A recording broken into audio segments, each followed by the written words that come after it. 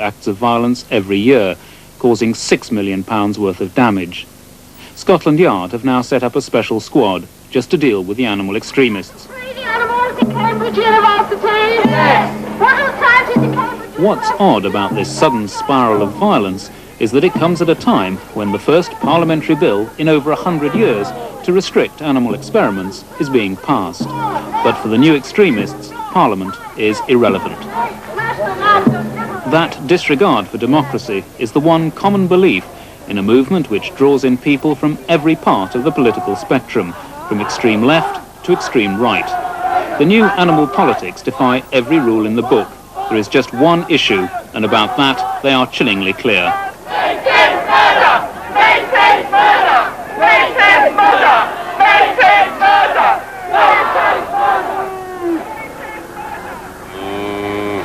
What's really frightening for the people under attack from the animal liberationists is not just that they're in the line of fire. It's that they've very little idea why they're in the line of fire. After all, bombs and bricks have got very little obvious connection with animal welfare.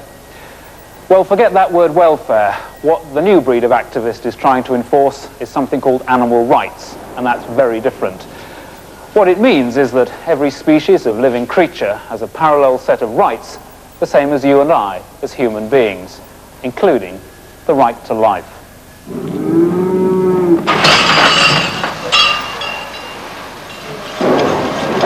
Now, the implications of that shift in philosophy are far-reaching because they provide the moral basis for terrorism. You take something as simple and mundane as the British fried breakfast with sausage, bacon, scrambled egg and so forth. We all know how it gets onto our plate, where it came from, but over breakfast we'd rather not think too much about that.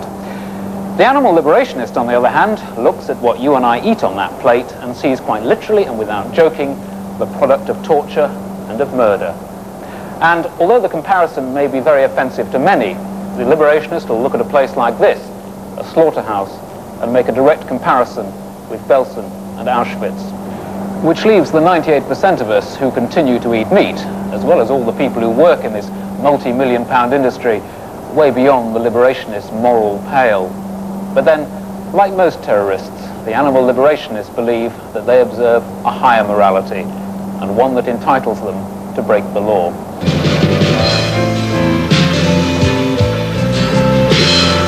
Beautiful creature must die. This beautiful creature must die. A death for no reason, and death for no reason is murder. And the flesh you so fancifully fried is not succulent, tasty or kind. It's death for no reason. Meat is Murder is the movement's own baleful anthem, and this is its Bible, Animal Liberation, by the philosopher Peter Singer. Humans, he says, have no right to make animals suffer on our behalf. For the tyranny of human over non-human animals, there's a new ism to join racism and sexism. If we eat meat, if we accept vivisection, we are now guilty of speciesism.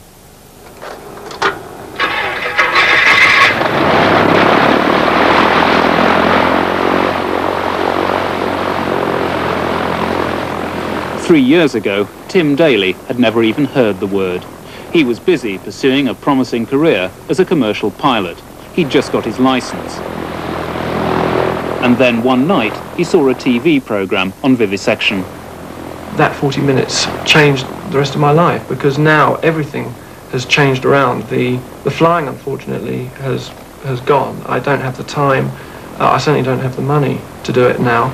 Everything goes into fighting for animals. It is a fight that has taken Tim Daly from the life of respectable, middle-class, conservative voting suburbia into the murky world of terrorism. He is now one of the leading activists of the movement, joining a new breed of utterly committed breakers of the law. Daly has taken part in raids, but he's also a planner, part of the movement's leadership. Twice his home has been raided by the police. He's been under surveillance. He believes his phone is tapped. You're a Daily Telegraph reader. You come from a good middle-class home.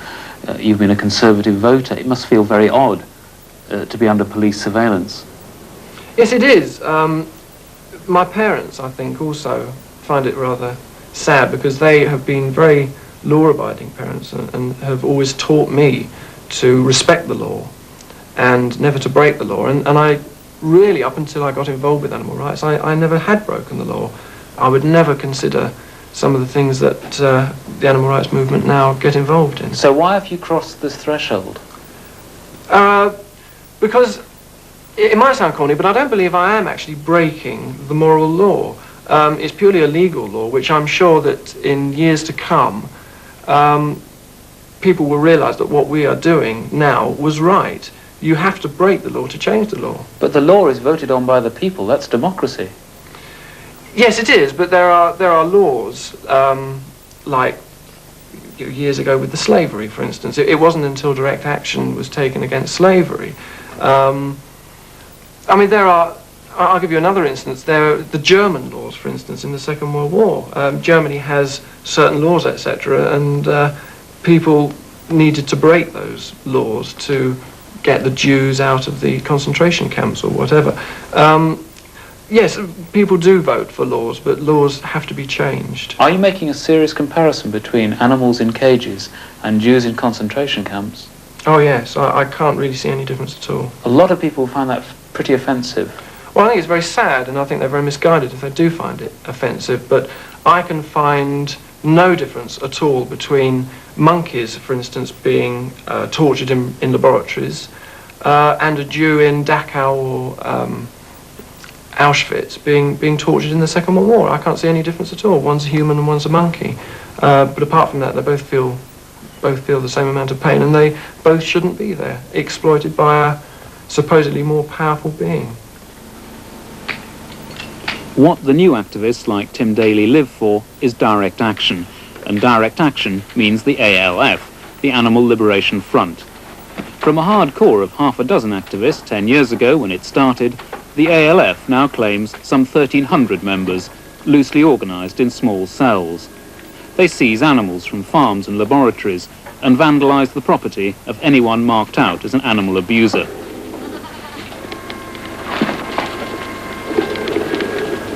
Their most damaging effort so far has been